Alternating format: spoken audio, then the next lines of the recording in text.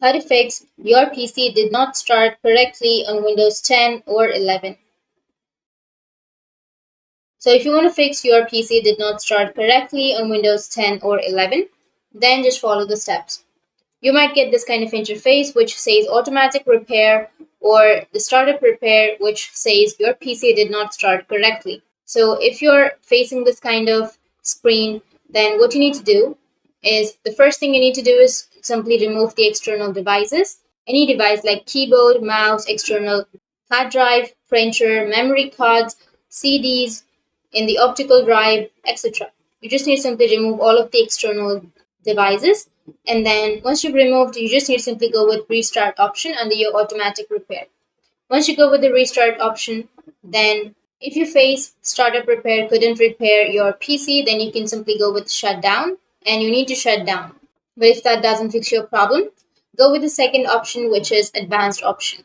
Click on the advanced option. Once you go with the advanced option, you need to choose an option on the screen, which is continue. Once you click on continue, it will exit that and then it will continue to your Windows 11 and your problem might be fixed. But if that doesn't fix your problem, then go with the third option or the third repair solution, which is go with the advanced option again and go with the troubleshoot option. Under the troubleshoot, you need to go with the advanced options and go with the startup repair and your problem might be fixed.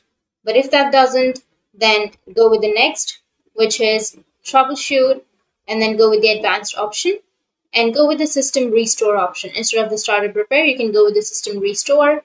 And after that, you can update your software or you can update your drivers and your problem will be fixed. Or you can go with the next, which is go with advanced options, go with troubleshoot, and under troubleshoot, you need to go with reset this PC.